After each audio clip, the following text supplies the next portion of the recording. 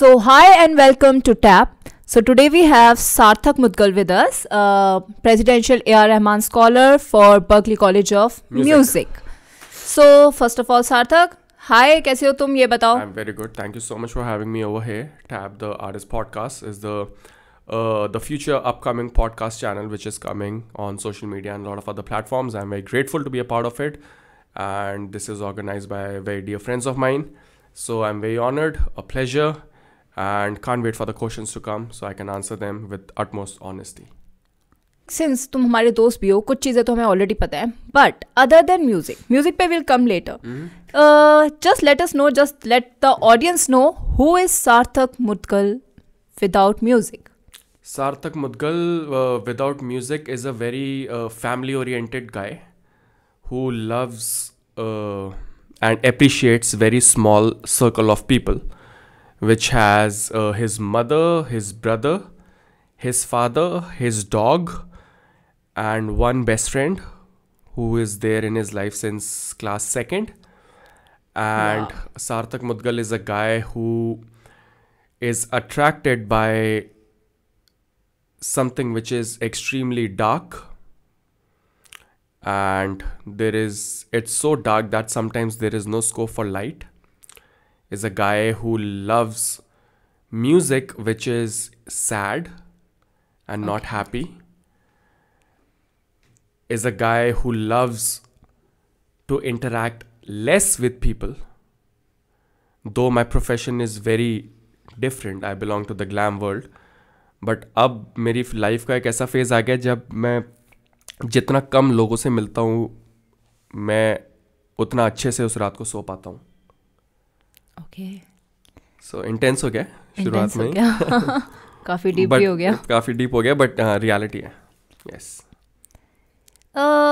If you don't mind तो ये I am sure ये तो चेंज एक फेज एक टाइम के बाद आया होगा, right? This was this you since the beginning? Of course not. तो ये चेंज कहाँ से आया? ये चेंज आया क्योंकि पहले व्हेन आई वाज जब मैं 24 साल का था, 25 साल का था, जब हम अमेरिका गया, उससे पहले मैं बॉम्बे में था. After doing my college from Kirori Mal Delhi university में मैंने पढ़ाई करी, ग्रेजुएशन करी. फिर मैं बॉम्बे गया. बॉम्बे में मैंने जो भी मेरे स्ट्रगल्स थे और हार्डशिप्स थी,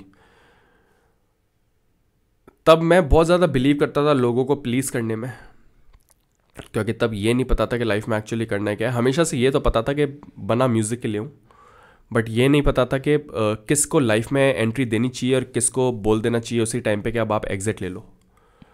तो उस टाइम पे जो भी एंट्री मारता था तो मुझे बड़ा अच्छा लगता था कि यार कितना बड़ा सर्कल है मेरा, बट वो सब कुछ फेक था. उसमें कुछ रियलिटी नहीं थी, उसमें कुछ रियल नहीं था. जब आप एक मुकाम पे पहुंच जाते हो और आप थोड़े से फेमस हो जाते हो या तो लोग अपने आप ही आपको पकड़ लेते हैं, आपको ढूंढना नहीं पड़ता है. हर कोई आपका दोस्त बनना चाहता है. Everyone wants a piece of you. बहुत सारे लोग ऐसे भी आ जाते हैं जो एकदम से कहते हैं कि भूल मत जाना, बट ऑनेस्टली मेरे को पता ही नहीं है कि वो है कौन. मैंने उनको कभी याद ही नहीं रखा, to be very honest. Rocket होता है, रॉकेट जब के पार्ट्स बनाते हैं साइंटिस्ट, और द फाइनल डे होता है लॉन्च का, तो रॉकेट एकदम लॉन्च लेता है, सारे लोग देख रहे होते हैं, टीवी पर आ रहा होता है, रॉकेट ऊपर जाता है. So if you see a space shuttle, वो जैसे जैसे जा रहा होता है वो पार्ट्स अपने आप ड्रॉप हो रहे होते हैं रॉकेट के. सो ऐसी तरक्की होती है. आप एक टाइम पर इतने इनविंसिबल और इतने पावरफुल हो जाते हो अपनी आर्ट में कि लोग आपको खुद ही छोड़ देते हैं, क्योंकि लोग आपकी एनर्जी को मैच नहीं कर पाते. तो जब वो आपसे कनेक्ट नहीं कर पाते उस लेवल पे, बी इट स्पिरिचुअल और बी इट एनीथिंग और बी इट रिलीजियस, तो लोगों को लगता है कि इसको इसके हाल पे या किसी को उसके हाल पे छोड़ देना बेटर है. तो मुझे बहुत अच्छा लगता है अपनी लाइफ में कि मैं सबसे ज़्यादा अपने आर्ट पे बहुत इतना ज़्यादा फोकस रहता हूँ, और रोज़ अपने आप को उस हिसाब से मैं तैयार करता हूँ कि मैं ऐसा बन जाऊँ कि बहुत कम लोग मेरे उस चीज़ को मैच कर पाएँ. मेरे ऑरा को, मेरी एनर्जी को, द वे आई एम, मेरी ब्रूटल ऑनेस्टी को बहुत कम लोग झेल पाते हैं, फेस कर पाते हैं, और जो नहीं कर पाते वो ऑटोमेटिकली छोड़ देते हैं. और वो जो प्रोसेस है छोड़ना, उससे मैं बड़ा यूज्ड टू हो गया हूँ. तो मेरे को बड़ा अच्छा लगता है, मैं अपने आप ही फिल्टर आउट हो जाती है लाइफ। किसी को लाइफ में बुलाना नहीं पड़ता, किसी को बोलना नहीं पड़ता कि आप जाओ, वो खुद ही आते हैं, समझ के खुद ही निकल जाते हैं। ईजी है। इजी। हाँ, आई गेस सही है। I guess this is what growth is. Growth भी यही है, like even if you start moving with a lot of people, पर वो धीरे धीरे जो आपकी फ्रीक्वेंसी से नहीं मैच करते, वो धीरे धीरे करके छूटते चले जाते हैं। Correct. I guess this has happened almost with all of us, but या ये होता ही रहता है। हाँ, बट काफ़ी डीप सार्थक। काफ़ी डीप, काफ़ी डीप, काफ़ी डीप। मेरे को कहते हैं, बहुत लोग कहते हैं कि you are 33 years old, I have stopped going out, I have stopped going to clubs. Club तो मैं वैसे भी पहले कभी नहीं जाता था। I have stopped dating women and You have? stopped. It did not bring anything on the table. I wish I had a different perspective when I was young and naive, when I was 24, 25. मेरा purpose America में जाने का, जब मैं plane में भी बैठा होता तो एक ये था कि बाहर की लड़कियां पटानी है। उस टाइम पे ये नहीं था कि अच्छा म्यूज़िक करना है, क्योंकि मैं अपने आप में उस टाइम पे बहुत ज़्यादा ईगोइस्टिक और वैसा लड़का था कि मतलब मेरा कोई मुकाबला नहीं है, मैं अनबीटेबल हूँ। बट जब मैं अमेरिका गया, जब मैंने वहाँ की म्यूजिशियनशिप देखी लोगों के अंदर, तो मैं अपने आप, मेरा वो घमंड नेचुरली टूट गया था। तो बर्कली में जब गया, मैंने लोगों को देखा, उनकी डेडिकेशन को देखा। दैट वाज द टाइम मैंने रियलाइज़ कि मैंने इतने सालों में कुछ नहीं किया। तो बड़ा कंफर्टेबल लाइफ रही, बहुत कंफर्टेबल म्यूज़िक किया, और उस कंफर्टेबल म्यूज़िक की बहुत सारी तालियां बटोरी। बट अमेरिका जाके पता चला कि 1% स्टैंडिंग भी नहीं है। तो बर्कली में जाके मैंने उस म्यूज़िक को चुना और उस म्यूज़िक को सीखा जो नेक्स्ट टू मैथ्स है, हार्डकोर मैथ्स, जिसमें बहुत सारी नंबरिंग होती है, जिसमें बहुत सारी कैलकुलेशन होती है, जो तुम्हें बहुत चैलेंज करता है। हर किसी के बस की नहीं होती वो म्यूज़िक करना। अब मैं कह सकता हूँ कि हाँ, मेरी 1% स्टैंडिंग है। Now I can, but I wish I did not chase girls. And for a lot of artist मैं आपको प्लीज़ बोलना चाहूँगा, just because you are a guitar player और अ ड्रमर, प्लीज़ डिस्ट्रैक्ट मत होना। Life goes around one time and become successful, make money, be successful. उसके बाद अगर आपको लगता है that yes, now you have enough time to get distracted, then pursue it. But before you haven't done something which you were meant to from the very beginning, don't be distracted. Nice. But I also feel कि life is a little bit about trial and errors, and उस time पे, like the story that you're telling, I feel you were young also. So उस time में, उस phase में, going through all of that and feeling that, I think it's very normal and very natural. But now when obviously when you start growing and now since of you mature, तो then you realize there is something else that you want in life. And जैसे कि अभी you are completely focused on your music. This is what I feel. This is the feeling that I'm getting right now. तो ठीक है, I think time नहीं आता वापस. Time नहीं आता वापस. Now I have understand like one thing that I really want more than music is time. Yes. वो पीछे गया हुआ टाइम अब नहीं आएगा वापस. 2016 कभी वापस नहीं आएगा. True. तो इससे हमें ये तो पता चल ही गया कि you were in Berkeley, you studied there and all of that. Berkeley हुआ कैसे? How did it happen? Berkeley ने पहली बार एक डिसीजन लिया विद मिस्टर रहमान, एंड उन्होंने एक फ़ैसला करा कि हम क्या करेंगे, हम किसी एक इंडियन को एक रहमान स्कॉलरशिप ऑफ़र करेंगे. बिकॉज बर्कली का हमेशा से इंडिया में एक बहुत ज़्यादा इंटरेस्ट था. Berkeley has always appreciated the music from our country. So Berkeley wanted to take this initiative of bringing the American culture over here and to offer a scholarship, a grand scholarship, a presidential scholarship for $1 million to one Indian so Berkeley India आया, और मुझे तो पता ही नहीं था कि Berkeley India आ रहा है। उस टाइम पर मैं बॉम्बे में था, और जैसे कि मैंने पहले बोला, मैं दबा के लड़कीबाजी कर रहा था, अपने शोज़ करता था, और जो भी थोड़े बहुत पैसे मिलते थे उससे मैं लोगों को डेट पे लेके जाता था। सो मेरी एक बहुत अच्छी फ्रेंड, मेरी बहुत खास friend Rachel Philip, she always believed in my talent. She used to call me Mudgal, अभी मुझे मुदगल बुलाती है। बात तो अब कम होती है हमारी, but I am grateful to her forever in my life, वो बोलूँगा नहीं मैं कभी। So she filled the form of Berkeley for me.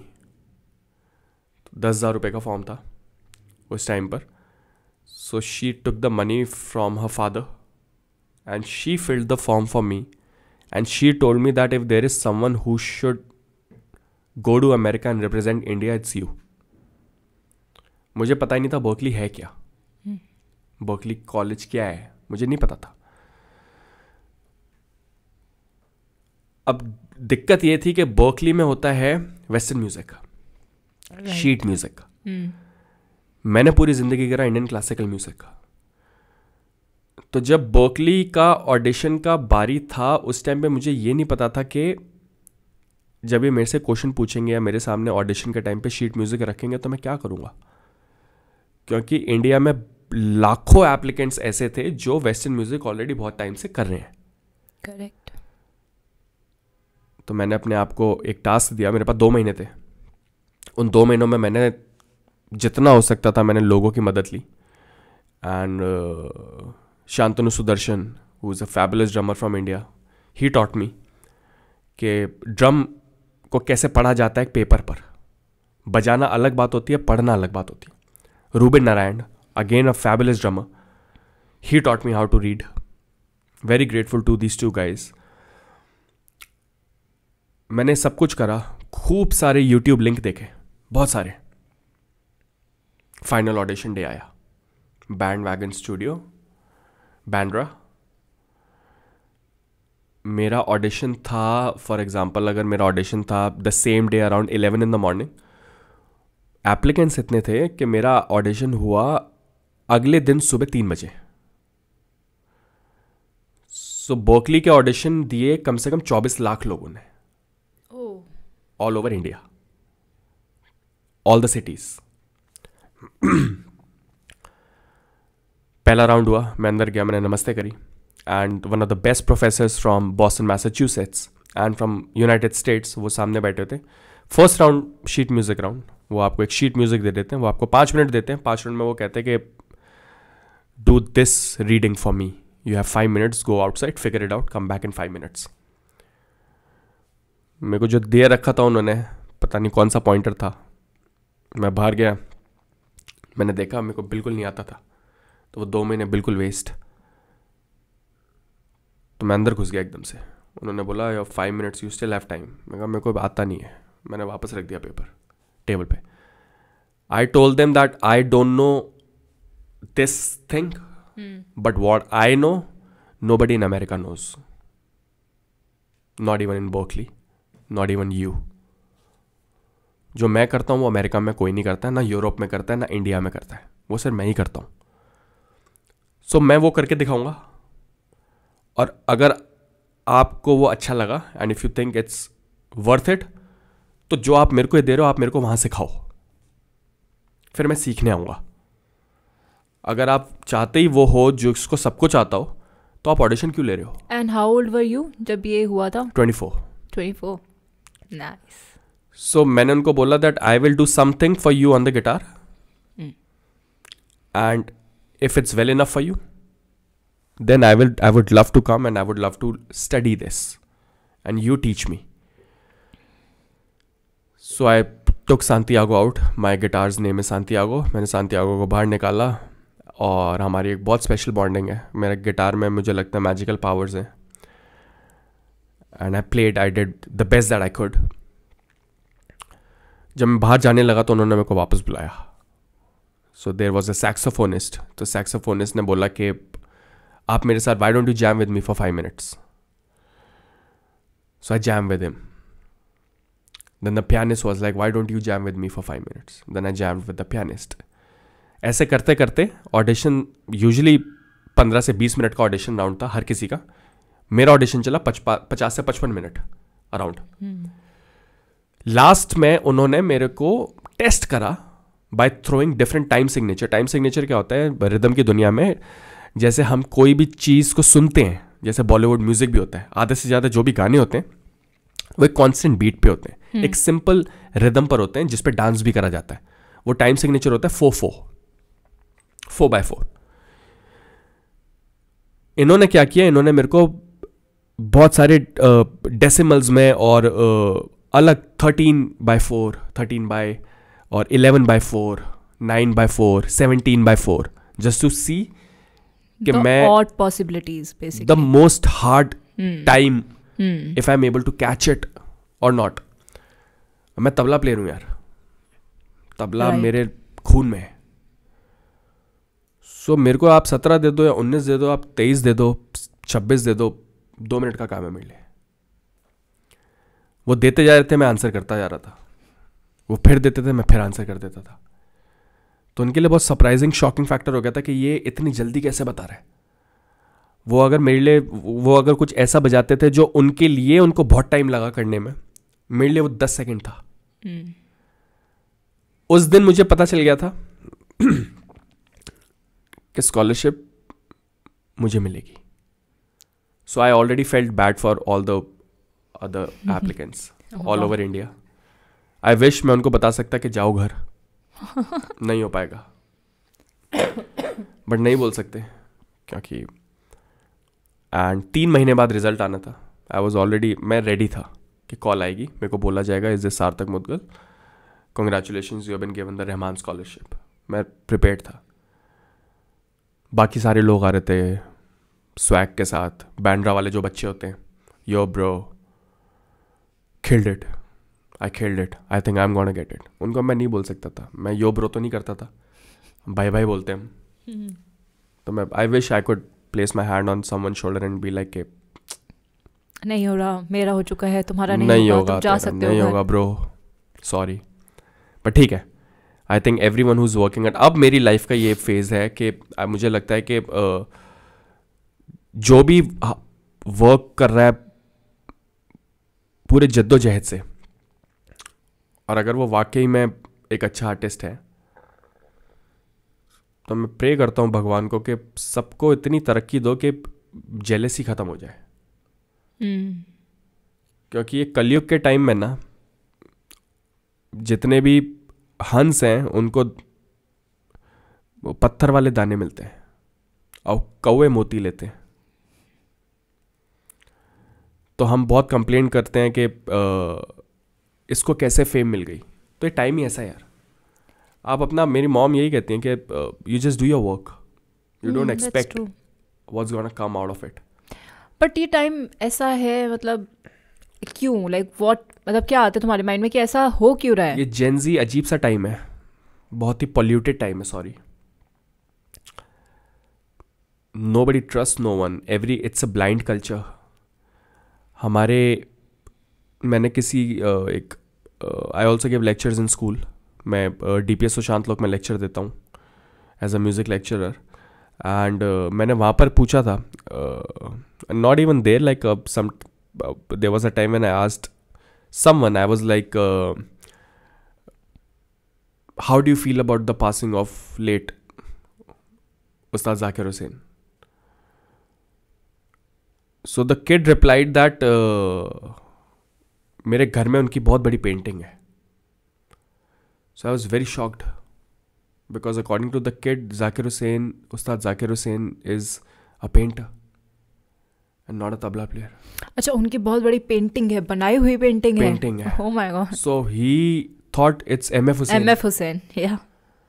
तो आज की जनरेशन को पता ही नहीं है उस्ताद जाकिर हुसैन कौन है, या उस्ताद बिस्मिल्लाह खां कौन है, खां साहब कौन है, Shri Lata Mangeshkar ji. I am very glad that still thousands and lakhs of people, even international, they know Lata Mangeshkar ji के बारे में.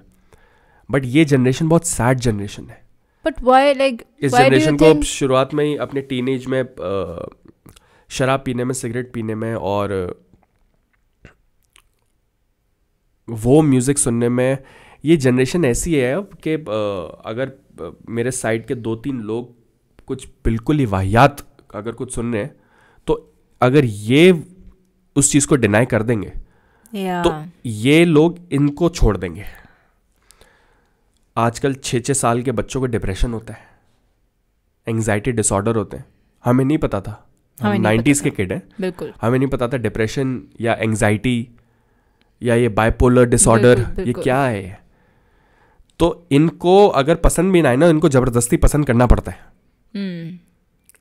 BTS, K-pop, कोरियन पॉप, क्या है ये? I don't even want to go there.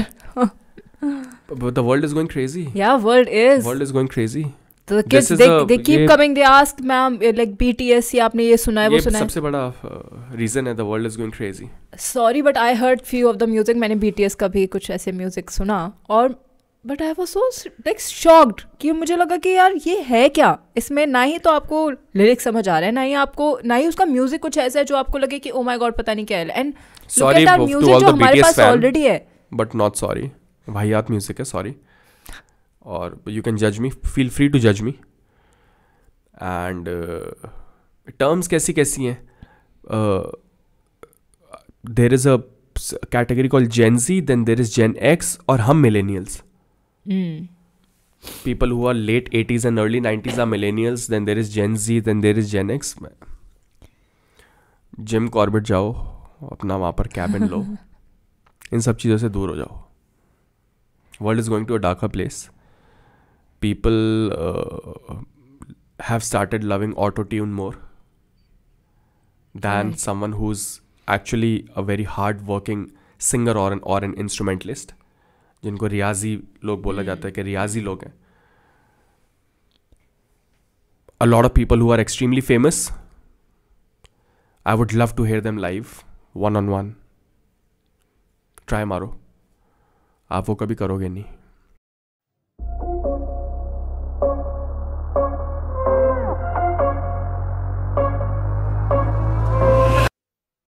So, Sarthak, moving on to the next round, which is the question answers round. So you were in Berkeley, you were in Bombay. So basically you were in Berkeley and India. So what's the culture difference? क्या majorly feel हुआ कि नहीं यार यहाँ music अच्छा हो रहा है या वहाँ अच्छा हो रहा है? क्या है वो एक कल्चर डिफरेंस यहाँ में और बाहर में? अमेरिका और इंडिया में ज़मीन पाताल का फ़र्क है इन टर्म्स ऑफ कल्चर. इंडिया में वार्मथ है, अमेरिका में प्रैक्टिकलिटी है. तो बेसिकली अच्छा नहीं बोल सकते किसी को कि नहीं यहाँ अच्छा है या वहाँ बेहतर है. हर चीज़ के प्रोज एंड कॉन्स हैं.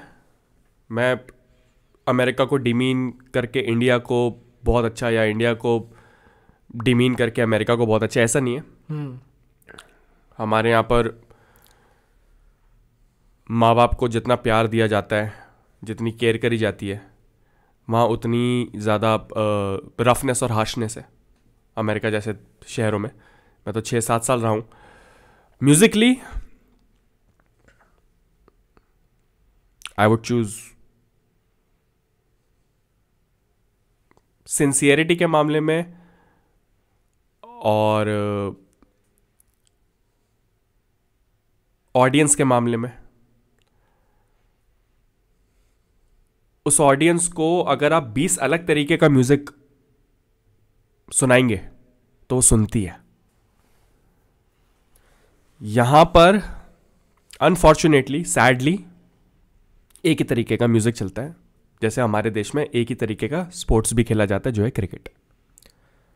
तो यहाँ पर बॉलीवुड के अलावा माइंड प्रोसेस करना बंद कर देता है. So basically audience there is more open to music. Basically music, not artist. Audience यही चाहिए वही चाहिए. हमारी ऑडियंस चाहती ही नहीं है कि उनको एक्सपोजर मिले. रीजन क्या है इसका? आधे लोग तो अब वो हैं जिनको लव सॉन्ग में 4 ड्रिंक डाउन होते हैं और जैसे प्यार वाला एक गाना आता है तो उनके साथ में जो उनकी गर्लफ्रेंड होती हैं या जो भी कंपेनियन होता है वो एकदम ऐसे पकड़ के और बहुत सारा प्यार, तो बेसिकली तो आधे से ज़्यादा गाने ही वो चलते हैं। तो बेसिकली हम मूडी लोग हैं। मूडी लोग नहीं है हम, देखते हुए भी अंधकार में जीते हैं। We have eyes yet we are blind. हमारे पास, इंडिया के पास जितना टैलेंट है वो किसी के पास नहीं है, और उतनी अप्रिसिएशन नहीं है। पर इंडिया के पास जितनी कला है उतनी कदर नहीं है। तो कद्र के लिए आदमी अब जा रहा है बाहर, बट जब वो बाहर जाके इंडिया वापस आ जाता है तो उसकी फिर से कद्र है।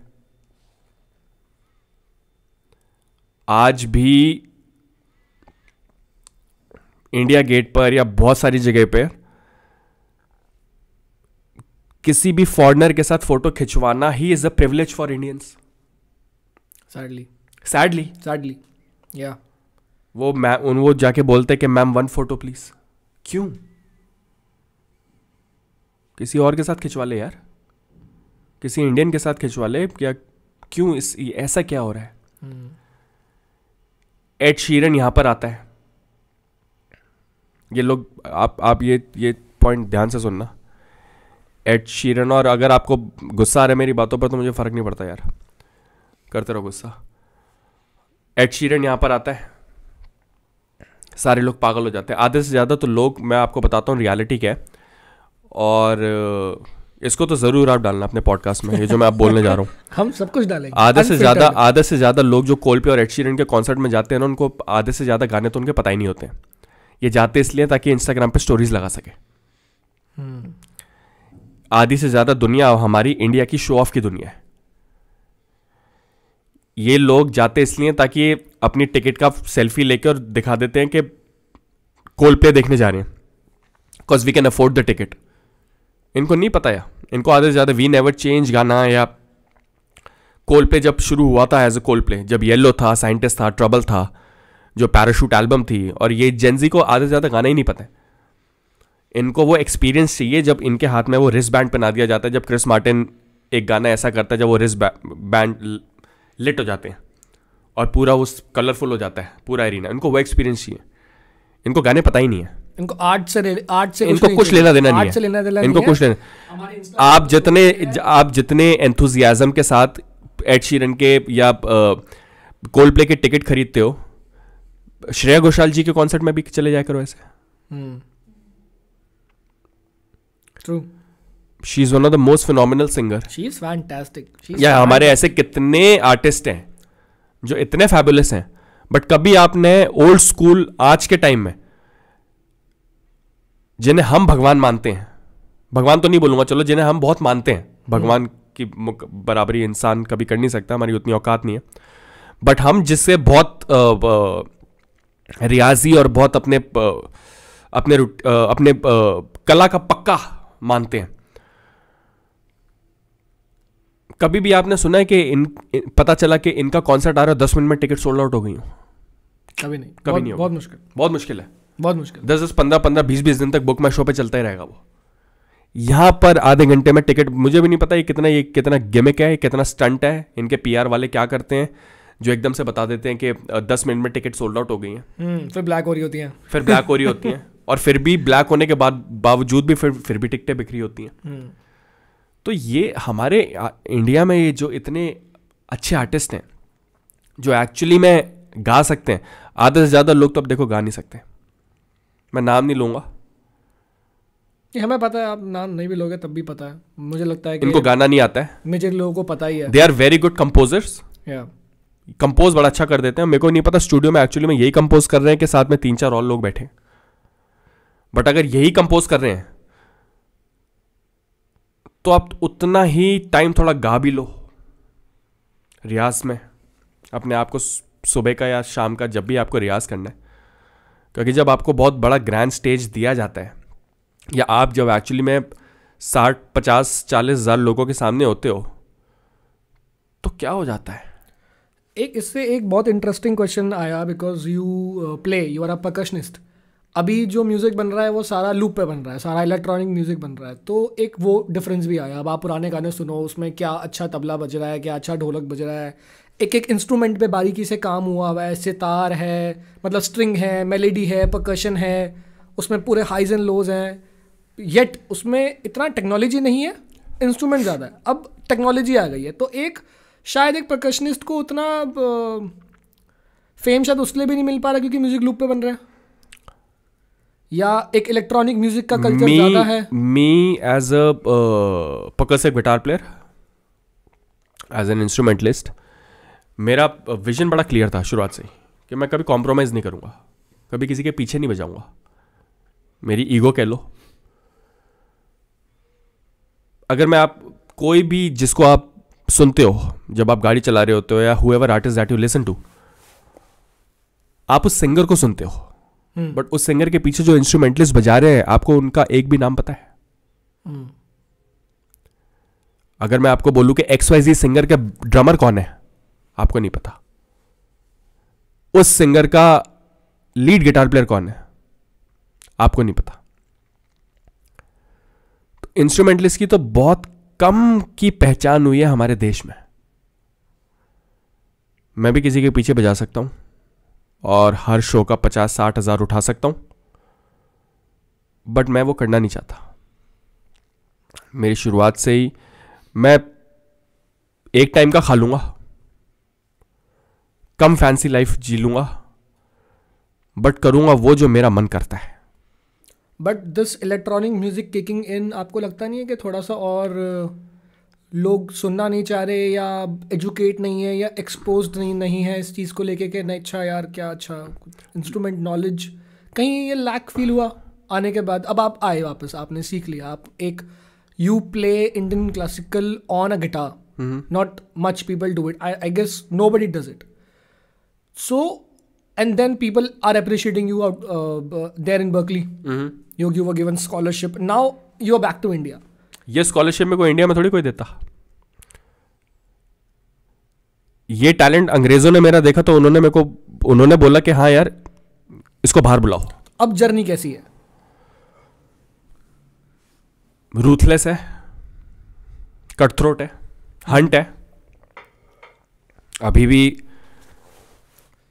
इंडिया में लोगों को ये नहीं पता कि ये गिटार है या ड्रम है, या गिटार के ऊपर ये सही में बजा रहा है कि एक्टिंग कर रहा है। मेरे इंस्टाग्राम पे जिस पे मिलियंस ऑफ व्यूज हैं, किसी पे अगर 5 मिलियन व्यू है, किसी पे 7 मिलियन व्यू, तो उसमें लोगों का जो फोकस है ना मेरी प्लेइंग से ज्यादा मेरे फेस पर है, कि मैं फेस कैसा बना रहा हूं बजाते हुए। कैसा फील होता है? जैसे मैंने कुछ कमेंट्स पढ़े, सॉरी टू से, मैंने कुछ कमेंट्स पढ़े, लिखा हुआ था कि अरे भाई इसको ऐसे नहीं बजाते, ये क्या कर रहा है, तबला थोड़ी है, गिटार को गिटार के तरीके से बजा।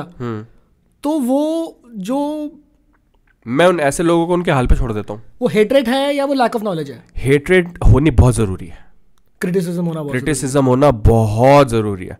अगर मेरे को पूरे टाइम प्यार ही मिलता रहेगा ना, तो मेरी जो सक्सेस है वो नीचे इतनी तेज गिरेगी कि मैं उठने लायक ही नहीं रहूंगा। मेरे को तो हेटर्स से बहुत ज्यादा प्यार है। और क्रिटिसिज्म को आप हैंडल कैसे करते हैं? मैं हेटर्स को तो सबसे ज्यादा अपनी लाइफ में अप्रिशिएट करता हूं, क्योंकि मेरे को जब इंस्टाग्राम की नोटिफिकेशन मेरे फोन पर आती है और मेरे को जब कोई लिख रहा होता है ना कि कमाल कर दिया, तो मेरे को अच्छा नहीं लगता। कि ये तो हमें पता ही है, कमाल तो हम कर ही देते हैं, तो कुछ और बता। हाँ, तो मेरे को जब ये लोग कहते हैं ना कि ये ऐसे नहीं बजता है, हाँ, तो मेरे को, और अभी एक का कमेंट आया था कि सार्थक भाई आप हेटर्स की पता नहीं किस चीज़ के ऊपर रख के सेकते हो या ऐसा कुछ करते हो तो मेरे को बड़ा अच्छा लगता है। और एक लाइफ है यार, मैं इतना मनी माइंडेड लड़का नहीं हूँ, मैं बहुत आर्ट माइंडेड लड़का हूँ। मेरे लिए आर्ट बहुत मैटर करती है। मनी की तो असली औकात और वैल्यू पता चल गई थी कोविड के टाइम पे। So true. उस टाइम पे सारे लोग सेम पेडेस्ट्रियल पे थे, चाहे मैसेराटी वाला हो चाहे वैगनर वाला हो, सबको 1000 रुपए के ऑक्सीजन सिलेंडर के पीछे ऐसी तैसी हो गई थी। तो मरे तो उस टाइम पे अमीर भी, मिडिल क्लास और गरीब भी, तीनों कैटेगरी मरी। तो money is not the this thing कि मैं पैसे के पीछे अब अपने बहुत लोगों ने बॉलीवुड में मेरे को शोज ऑफर करे, बट उनकी शर्त ये होती थी कि आप परकसिव गिटार नहीं बजाओगे, आप ढोल बजा लो, 40,000 रुपये ले लो। तो सीखा वो है, बजा कुछ और लो। बजा कुछ और लो। तो क्या वो उनकी इनसिक्योरिटी है? लोगों को आज तक इंडिया में यही नहीं समझ आया है कि परकसिव गिटार को यूज कैसे करा जाए, कहाँ करा जाए, कहाँ करा जाए बेसिकली। क्योंकि सारे लोग एक ही चीज को सुन सुन के इतना यूज्ड टू हो गए हैं। हर आदमी, every human being in India is listening to the same form of music every year. वही प्यार वाले गाने, तू चली गई, मैं ठहरा रहा, मुझे ना जाने क्या हो गया है, तू आ जा। वो गई तो गई यार। तो नहीं, बट बेसिकली ये क्या, जैसे ये मूवीज के साथ भी होता है, एक टाइप की अगर चलने लग गई तो क्या आप लोग एक्सपेरिमेंट करना नहीं चाह रहे कि नहीं यार, अच्छा चलो एक टाइप चल रहा है, एक अगर हमने देशभक्ति वाली मूवी बना दी, सम XYZ की देशभक्ति वाली मूवी चल गई, अब हम वही बनाएंगे, क्योंकि शायद वो चल गया, कहीं ना कहीं लोगों का डर है, लोगों को एक्सपेरिमेंट नहीं करना। ये शायद म्यूजिक के साथ भी हो रहा है कि यार एक्सपेरिमेंट मत करो, एक चीज़ चल रही है चलने दो, लोगों को वही फीड करो। हमारे यहाँ दिक्कत यह है कि अगर कोई बाहर वाला आके 100 एक्सपेरिमेंट कर जाए तो वो बिक जाता है, अपना नहीं। अपना नहीं। हमारे कंट्री का ही कोई अगर एक्सपेरिमेंट करेगा तो उसको दबा दिया जाता है। इनसिक्योरिटी 2005-6 में जो म्यूजिक हो रहा था वो 2024 में उसको अब एवरग्रीन बोला जाता है, या 2025 में उसको एवरग्रीन बोला जाता है। वो 2025 में अगर कोई एक्चुअली में कोई बहुत ही कमाल का नया म्यूजिक बनाना चाहे, अभी भी इंडिपेंडेंट आर्टिस्ट के पैसों के वांदे लगे रहते हैं भाई। बॉम्बे में कितने इंडिपेंडेंट आर्टिस्ट हैं, ऐसी तैसी हो जाती रेंट देने में, घर वाले देते हैं उनका रेंट। आप बता दो कमेंट सेक्शन में अगर मैं झूठ बोल रहा हूं तो। Independent musician until unless they are playing Bollywood, कितने लोग इंडी सुनते हैं? बहुत कम। और कितने लोगों को इंडी बैंड पता है? ये तो कहीं ना कहीं आप इंटरनेट पे एकदम से आ जाता है टॉप 10 इंडी बैंड्स, तो पता चल जाता है कि चलो ठीक है, अच्छा ये या वो आ गया, पता चल गया। नहीं तो खुद से कोई रिसर्च नहीं, कुछ नहीं, जो चल रहा है चलने दो। जो चल, इन दी एंड म्यूजिशियन के पास दो चॉइस रहती है, या तो बॉलीवुड बजा लो या तो नौकरी कर लो। एज एन आर्टिस्ट सर्वाइवल नहीं है। As an artist, as a musician India में सर्वाइवल बहुत मुश्किल है। If you have a supportive family. आपकी रही? बहुत ज़्यादा। मम्मी पापा दोनों? बहुत ज़्यादा। मेरी अगर फैमिली ना होती, मेरे डैड का, भाई का, मॉम का बहुत ज़्यादा सपोर्ट रहा, मेनली मेरे डैड। उन्होंने शुरुआत से मेरे को बहुत ज़्यादा मोटिवेट करा, बहुत ज़्यादा सपोर्ट करा। चाहे उस टाइम पे पैसे थे या पैसे नहीं थे, मैं मुंह से बोलता था मुझे ये इंस्ट्रूमेंट चाहिए, वो ला के देते थे। तो फैमिली का काफ़ी सपोर्ट रहा आपको? काफ़ी ज़्यादा सपोर्ट। आपकी पहली ऑडियंस आपकी फैमिली ही रही? पहली ऑडियंस मेरी फैमिली। और ये आइडिया कहाँ से आया कि आर्टिस्ट होना is a blessing and a curse? साथ साथ दोनों चीज़। अब के टाइम में कर्स ज़्यादा है if you are a serious artist, अब ब्लेसिंग कम है। ऐसे कितने लोग हैं who are fabulous artists but they don't know the right hashtags, so nobody knows about them. Now you have to be an artist and a tech savvy guy or a girl एक साथ। अब तुम्हें बोला जाता है art is not enough। पहले बोला जाता था that everything is art। Now everyone wants you to have a manager. If there is a person who's famous, अगर वो खुद से अगर गिग की इंक्वायरी कोई पूछ लेते हैं तो सामने वाले को लगता है कि बहुत नीडी है। मैनेजर का है? मैनेजर का है? मैनेजर नहीं है आपका? Oh my God. Mechanical world है। कोई तीसरा जना तुम्हें रिप्रेजेंट करे तो लगता है कि हाँ कुछ तो है, कोई बातचीत है, कुछ है, इसको दो। खुद से अप्रोच करो तो आदमी को लगता है कि यार क्यों ही कर रहा होगा, शायद फेक फॉलोअर्स हैं, क्या चाहिए, क्यों खुद से बोल रहा है। समझ नहीं आता मुझे आज की दुनिया ना। But you are quite tech savvy, good followers on Instagram. मैंने कभी ट्रेंड नहीं फॉलो करा। ट्रेंड इन द सेंस कि पुष्पा पुष्पा पुष्पराज, ये मैं नहीं करूँगा, ये सब मैं नहीं करूँगा, मैं कभी इन चीज़ों पे वो नहीं करूँगा। मेरे को बहुत लोग कहते हैं कि आप एक्शन मूवीज़ आ रही है, साउथ इंडियन मूवीज़ आ रही हैं, आप इस मूवीज़ के ऊपर ये जो इतने अच्छे वो करो, नहीं करूँगा मैंने हमेशा से, कोई बात नहीं, मेरे को लालच नहीं है कि मेरे 500 के फॉलोअर्स हों, 1 मिलियन फॉलोअर्स हों।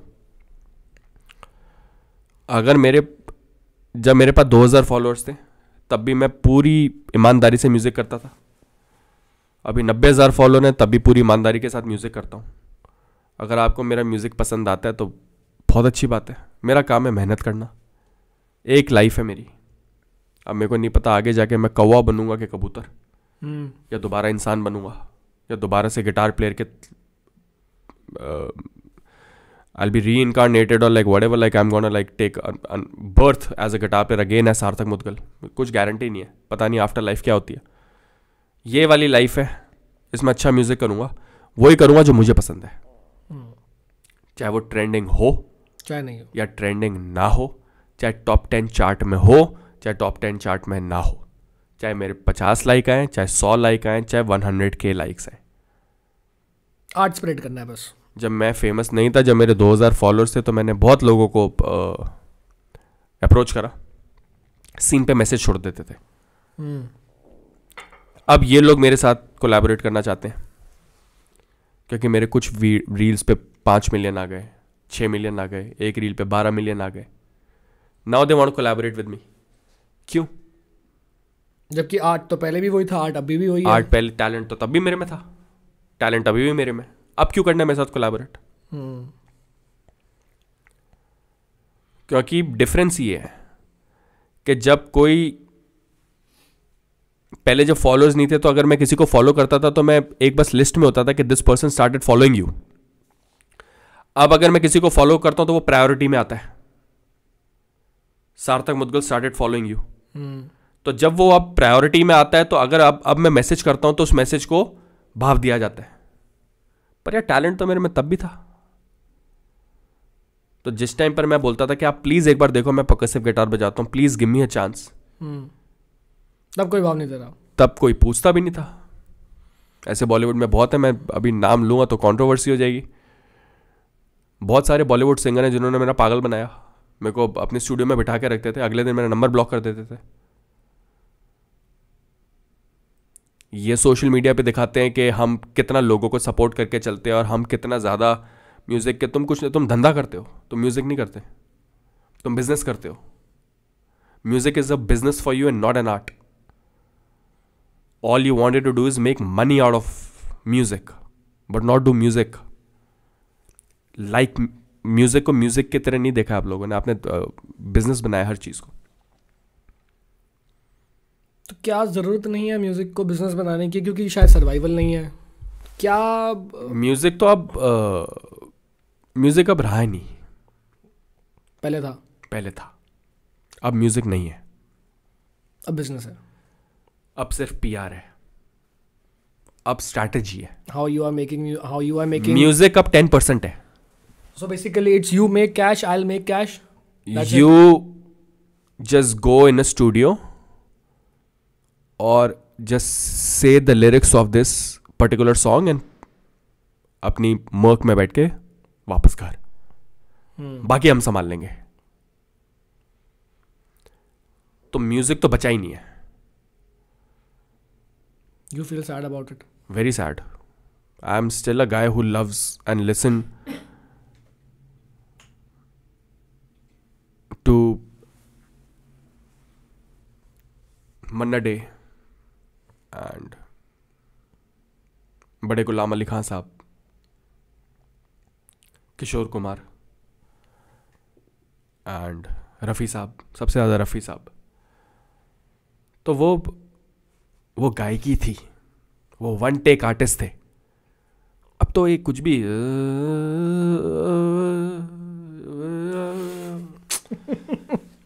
अब ये कुछ भी गा रहे थे और लोग पागल हो रहे हैं। सबके हाथ में शराब का गिलास होता है, बकार्डी होती है, सारे लोग 2-2 ड्रिंक्स डाउन होते हैं। तो जब तुम ऑलरेडी 2 ड्रिंक डाउन हो ना, तो वो सामने वाला जो भी करे अच्छा लगेगा, वो अच्छा लगेगा। बहुत बढ़िया। साथ में तुम्हारी गर्लफ्रेंड होती है, और पम्प्ड होते हो तुम, वो भी ड्रंक, तुम भी ड्रंक, सामने कुछ भी म्यूजिक हो रहा है, रियलिटी है, सैड रियलिटी। सैड रियलिटी है, बट रियलिटी है। लाइव कॉन्सर्ट्स आज की डेट में क्या है, यही है। कोई कितना अपने लाइव शो में कितना स्टंट कर सकता है, कितना ज्यादा आंखों के लिए अपीलिंग है रादर देन कानों के लिए। So true. People want to see stuff rather than hear stuff. तो सैड रियलिटी, म्यूजिक तो है ही नहीं अब, म्यूजिक तो 10% रह गया है। धीरे धीरे धीरे धीरे हर एरा में धीरे धीरे धीरे धीरे कम होता चला गया। और ये वाली जनरेशन तो बिल्कुल कूड़ा, बिल्कुल कूड़ा जनरेशन। तो आपको क्या लगता है उठेगा? Will there be a कभी boom? नहीं। Will there be a time where Never. people will appreciate good artists? There will be a time where good artists will be remembered once in a blue moon among families which used to listen to them in their radios.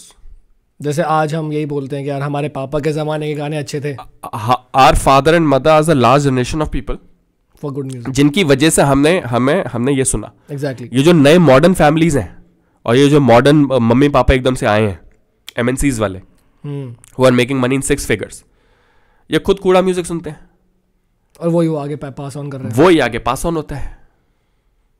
ये हर जगह vacation पर जाते हैं और वहां जाके इनको upbringing में ही फॉल्ट है। अपब्रिंगिंग में ही शुरुआत में म्यूजिक, अच्छा म्यूजिक कानों में नहीं दिया गया, जो हमारे साथ नहीं हुआ। मैं तो आई एम नॉट मैरिड, मजा ले मेरा बच्चा अगर BTS सुन लेता तो। नहीं, बिकॉज पेरेंट्स खुद ड्रंक पेरेंट्स हैं।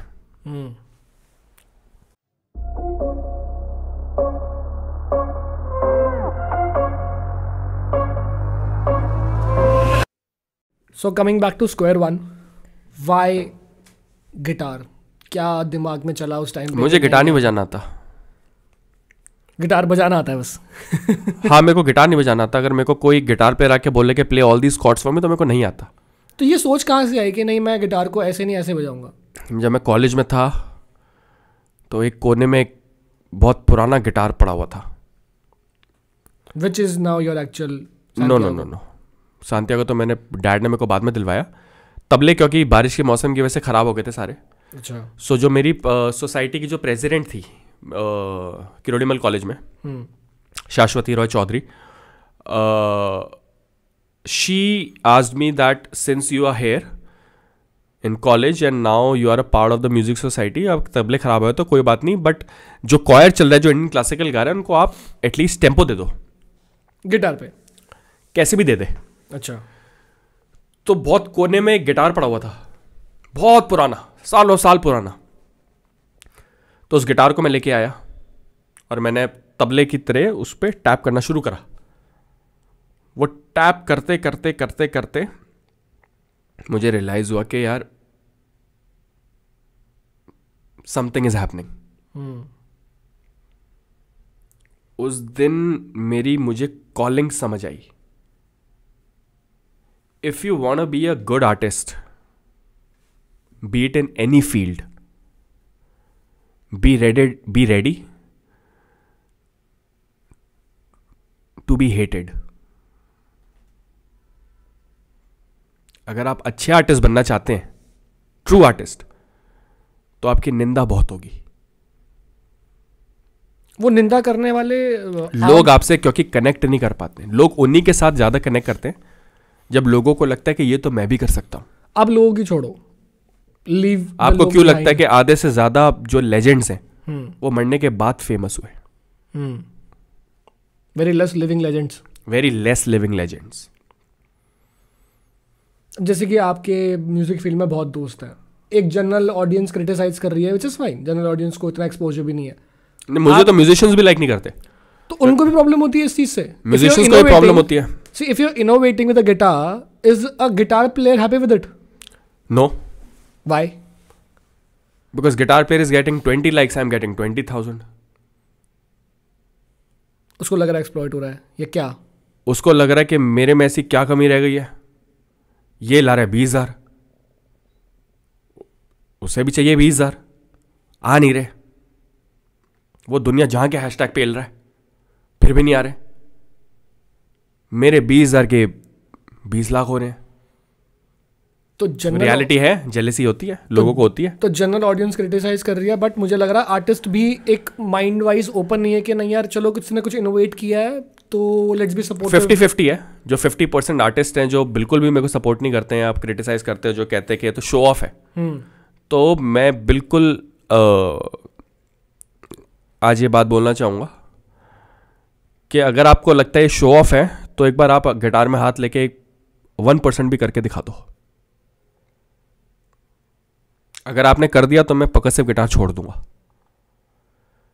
You do 1% of what I do, and if you can't then God bless you.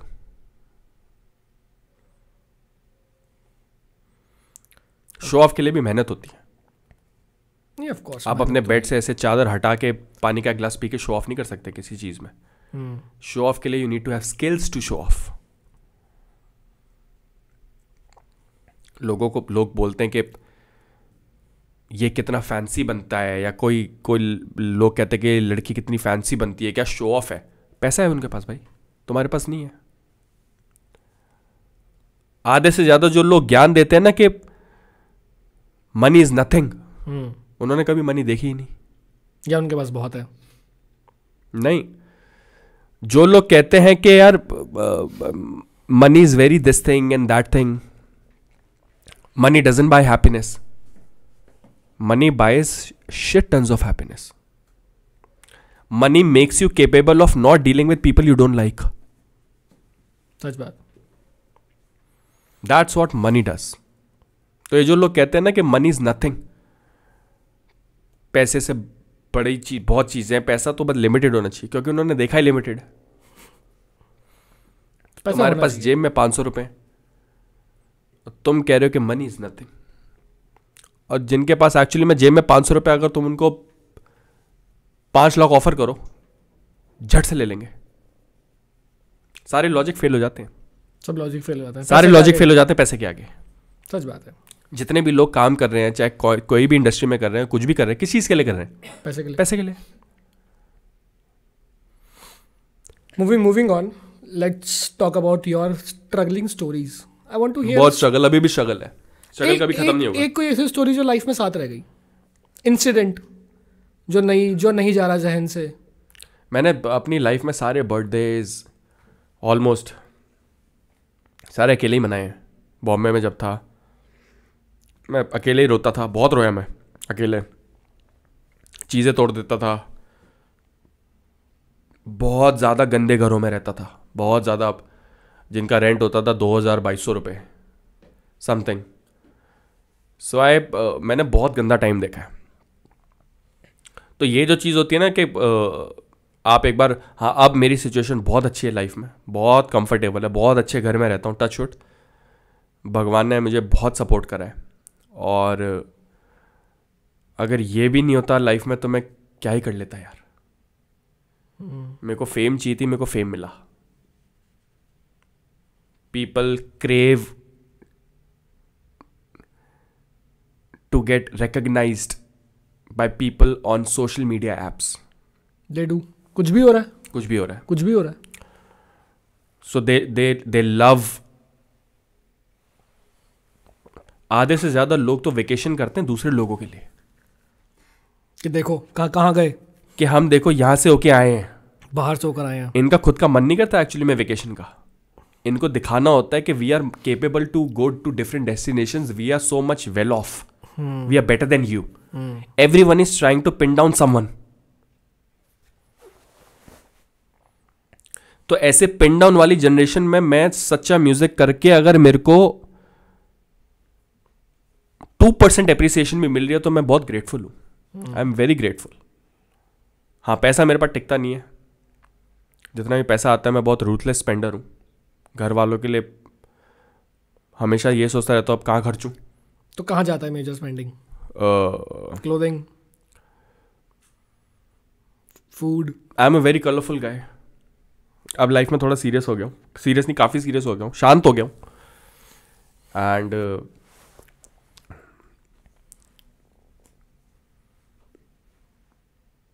I've been a Casanova, कह सकते हो. पहले अब नहीं. अब नो डेटिंग. अब I'll be equally dedicated. The amount of time I had dedicated towards other people and making them happy, now I'm dedicating the same time making my art happy. Because that is unconditional.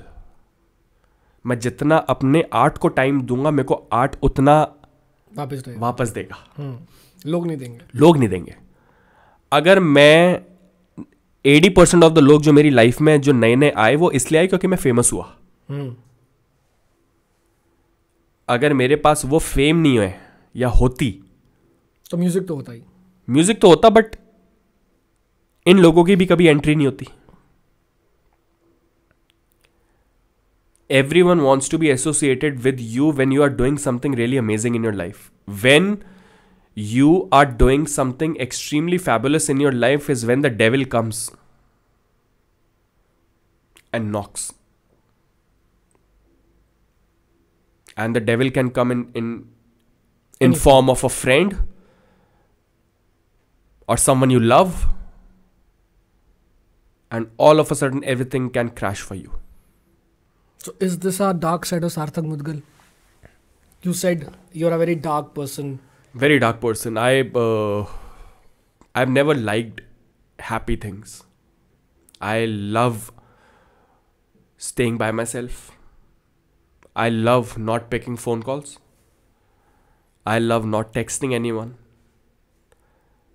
I love not falling in love. And I love not knowing how you're doing in life. I have no interest. मुझे लेना देना नहीं है. मैं क्यों ज़बरदस्ती पूछूं how are you? मेरा लेना देना ही नहीं है. नीदर आई टोल्ड यू कि मेरे से पूछो क्या हाल चाल. मैंने बोला पूछने के लिए नहीं. आप अपना काम करो, जो कर रहे हो करो यार. ज़बरदस्ती लोग आके आपसे पूछते हैं. अच्छा, लोगों में भी बहुत बड़ी प्रॉब्लम है. प्रॉब्लम मेरे में नहीं, प्रॉब्लम लोगों में है.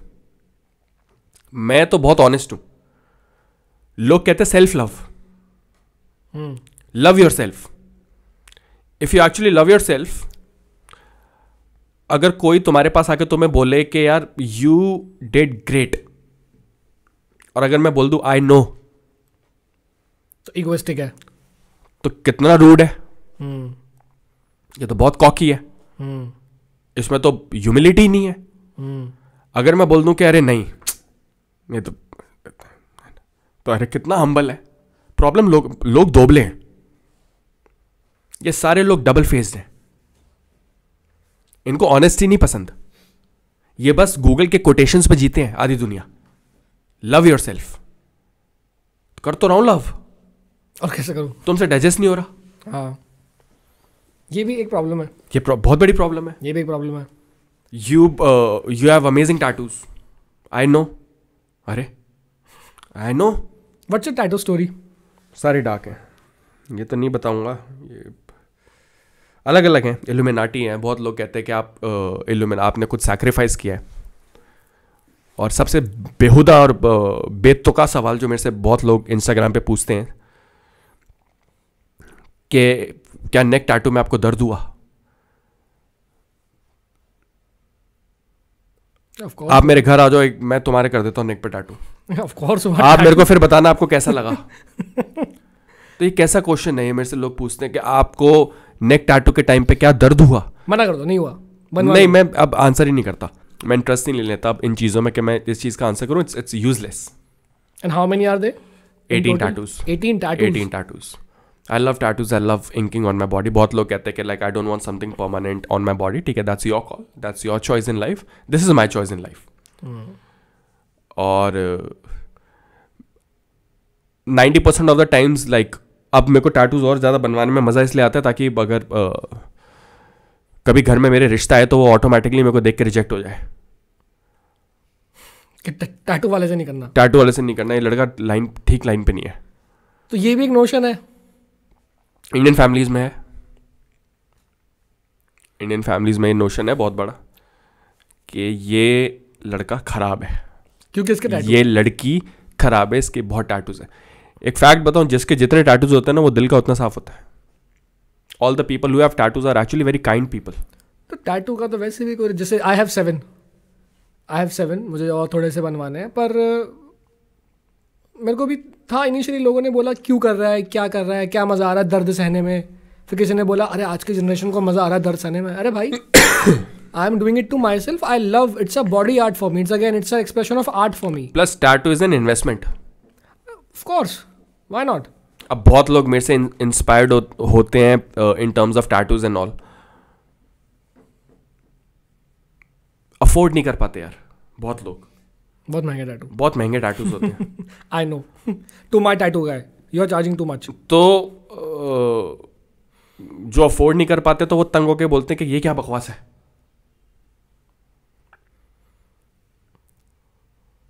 तो मेरी स्किन, मेरा पैसा, मेरी बॉडी, बीमार पड़ूंगा मैं पड़ूंगा, स्किन की प्रॉब्लम होगी मुझे होगी, तुम्हें क्या है?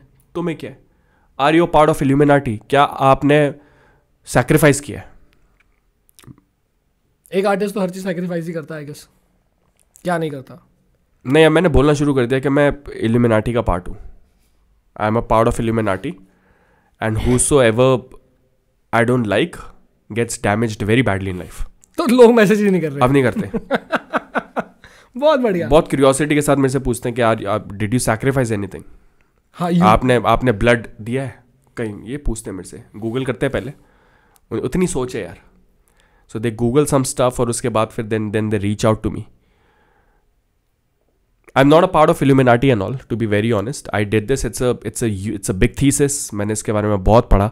हाँ, बट ये करवाने के बाद मेरी लाइफ में बहुत सारी चीज़ें ऊंच नीच हुई तो है ज़रूर। मैं ऐसा भी नहीं बोलूँगा that this is just a tattoo. क्या हुआ था? मुझे 24 घंटे लगता है कि मेरे साथ कोई आइडेंटिटी है, कोई देख रहा है, कोई चल रहा है। गुड और bad? Bad. Bad. Is it affecting art? It's affecting my mood swings. A lot of times when I'm walking my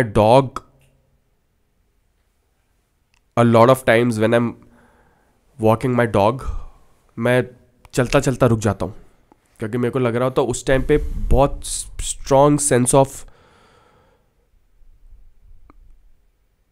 वो एक चीज़ होती है जो मेरे को बिल्कुल ऐसा लग रहा होता है कि there are 2 people walking my dog. और उसका रिस्पॉन्स कैसा रहता है? मेरे को डर लगता है, मैं लाइट जला के सोता हूँ रात को। I'm 33 years old. I have all these dark tattoos on my body, but I'm scared. It's a fact. Don't just get something on your body just because it's trendy. Is it affecting your family? No, it's affecting my sleep. कम सोते हो? परेशान? डरा हुआ सोता हूँ। सपने? कभी कभी मुझे लगता है कि I have opened a whole different door and for something which can not be seen by our eyes to enter in to my life basically.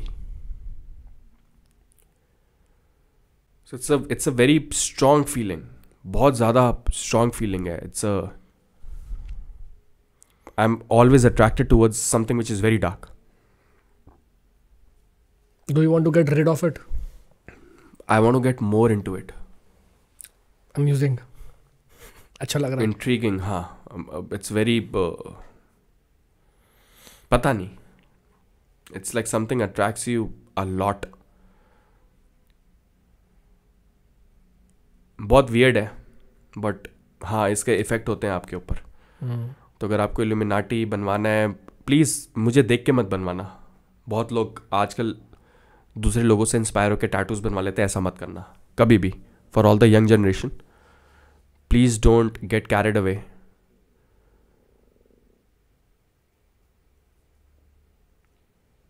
In the end, you find peace in God. There is so much light.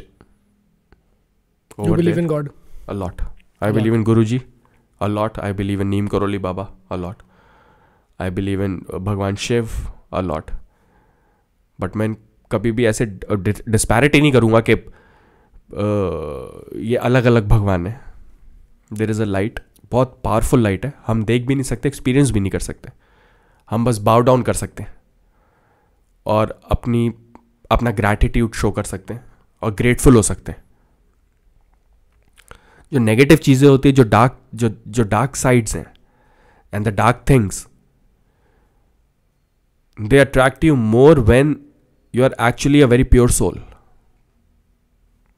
That's exactly when something which is dark wants to play with your mind. And they want you to be much more dedicated towards them rather than God. God patience test करता है. Dark things instant result देती है. But एक दिन सब ले लेती है.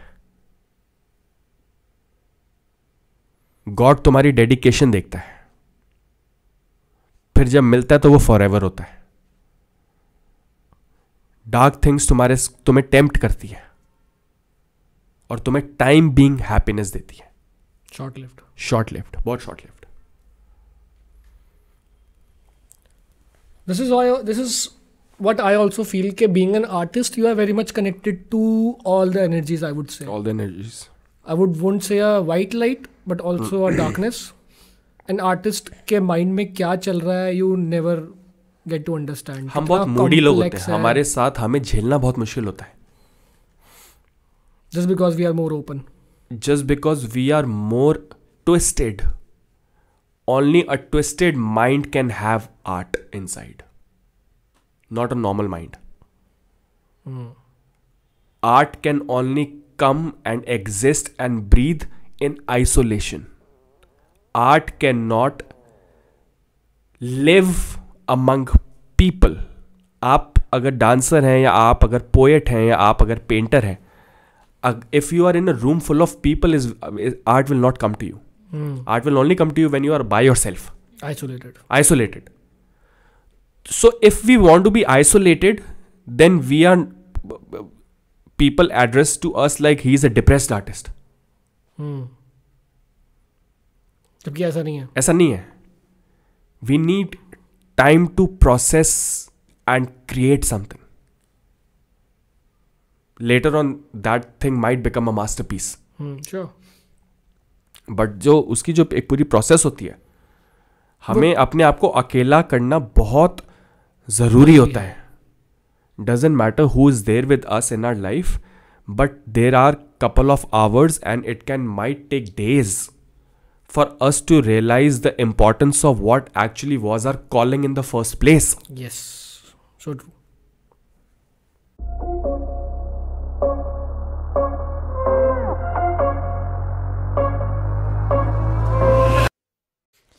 Okay, so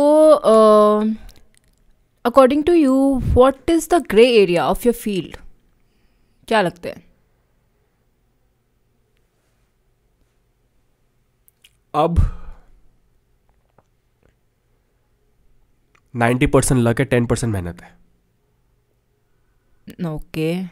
okay. आप कितनी ही मेहनत कर लो, बट अगर नहीं होना है तो नहीं होगा. मेहनत इज नॉट एवरीथिंग. जो कोटेशन है, you have to be at the right place at the right time, बिल्कुल सही है. बहुत सारे सक्सेसफुल लोग जो आप देखते हो वो एक्चुअली में टैलेंटेड नहीं है. राइट. उनका लक बहुत स्ट्रांग है. या there is something which favours them immensely, which is not favoring the extremely ultra talented people. So there is no gray or black or white area in any field. Like there are no ugly people and good looking people. There are rich people and poor people. If you have money, you will look good. बिल्कुल.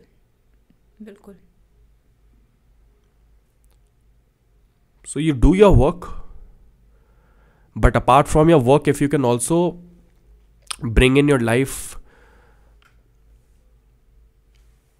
blessings which you can earn and blessings that you can buy.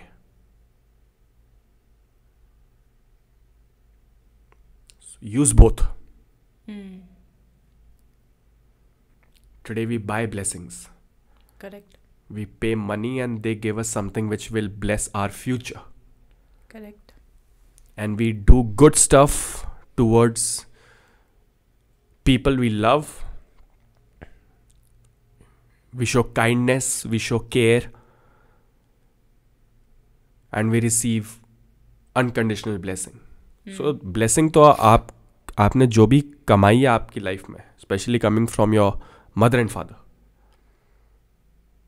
वो कहीं ना कहीं लगती ज़रूर है. तो जितना हो सकता है अपनी मेहनत के साथ साथ वो सारी बटोर लो और मार्केट से भी थोड़ी ब्लेसिंग्स ले आओ. जो वर्क कर गया पहले कर गया. बिल्कुल. मेहनत अब उतनी नहीं है, स्मार्ट वर्क है. Smart work, definitely. So you can make any gray area white. You just have to know how to do it. Correct. और अभी हमने काफ़ी सारे स्ट्रगल की तो बात करी है, काफ़ी क्रिटिसिज्म की भी बात हुई है. अकॉर्डिंग टू यू, अपनी लाइफ का अब तक का तुम्हारा सबसे हाई टाइम और सबसे ज़्यादा लो टाइम क्या रहा अब तक? मैं लो टाइम को सबसे ज़्यादा अप्रिशिएट करता हूँ rather than high time. High time deceive करता है. हाई टाइम आपको लेजी बनाता है. लो टाइम आपको ज़मीन से जुड़ा हुआ रखता है. बिल्कुल. तो हाई टाइम मेरे लिए to be with my mother, my brother and father is my high time. And professionally अब तक क्या रहा? प्रोफेशनली मैं हाई टाइम लो टाइम देखता नहीं. प्रोफेशनली मेरा काम है कर्म करना. My job is to be truthful to music. So I will never जज my success that this is the epitome of my growth. No.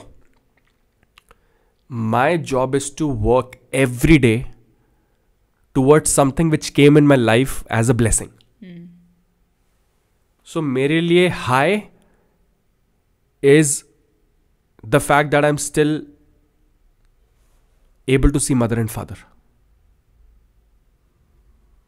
Not in terms of music. Got it.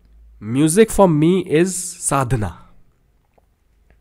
उसको मैं तोल नहीं सकता कि मेरी इस साधना में ये हाई टाइम थी या ये लो टाइम था.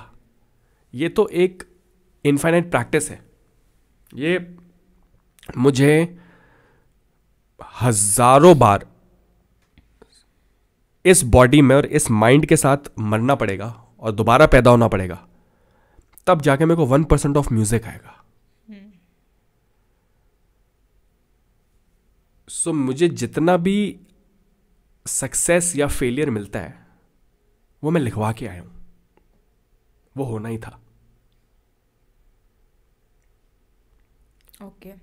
इस लाइफ में जो लिखा है, जो मेरे को 2026 में या 25 में इस टाइम पर इस मंथ में जो मिलेगा वो मेरे को मिलेगा ही. So you are a believer of destiny. High time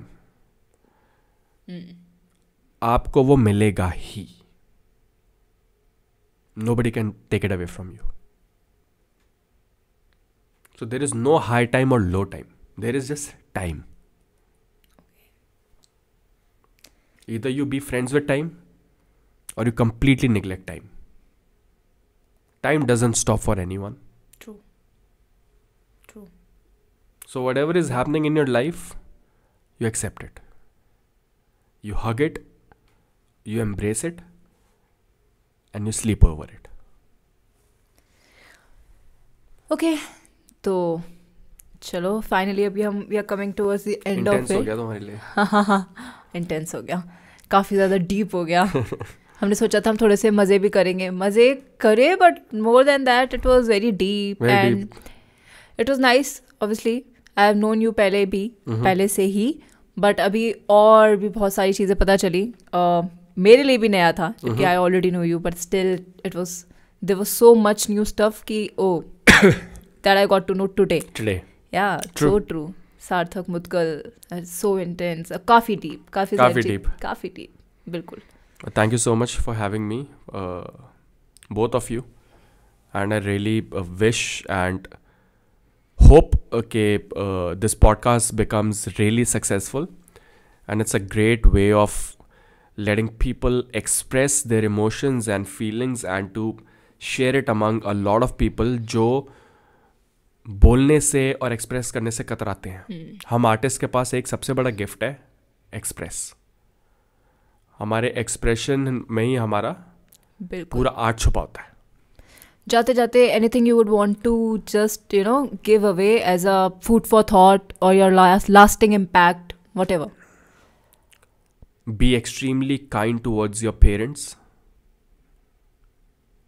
your siblings which is blood, and animals. Okay. Okay. It's food for thought. Actually, food for thought. Yeah, so thank you, Sarthak. Thank you so much for coming in and joining us for this. It was wonderful. Same बहुत here, मज़ा it was a आया, pleasure. बहुत मज़ा आया. जब मैं यहाँ बैठी थी तब भी, जब मैं वहाँ बैठी थी बिहाइंड द कैमरा तब भी, there were stories and I was literally smiling and laughing on some points. और जहाँ ऐसे था मेरे को भी ऐसे था कि हाँ, I was agreeing to the things you were saying and okay. Even I felt कि ये आई वाज आल्सो थिंकिंग कि हाँ यार कितना कुछ होता है. There are so many similarities. You are an artist, you are from the music field, I am an artist, I am from the dance field, but कहीं ना कहीं whatever you were saying there were so many points जहाँ पे मेरे को लगा कि मैं properly I was into it कि ये भाई ये बिल्कुल सच बात है. ये शायद सिर्फ इस फील्ड की नहीं है, ये तो ओवरऑल एक आर्टिस्ट फिटर्निटी की बात है. Like the artist, what artist actually go through और अभी वो क्या फेस कर रहे हैं. So thank you so much. And we also have something for you. Thank you so much. Means a lot. And I really hope this particular podcast happens to reach out to the maximum amount of people, because I'm sure a lot of artists from across and specifically in India some of them will agree, most of them will agree, most of them will also not agree. For people who will not agree, God bless you. And for वही कह सकते हैं हम अभी. God bless you. And for people who will agree, you can express your emotions and everything in the comment section. And kudos and cheers to the TAP, the Artist Podcast.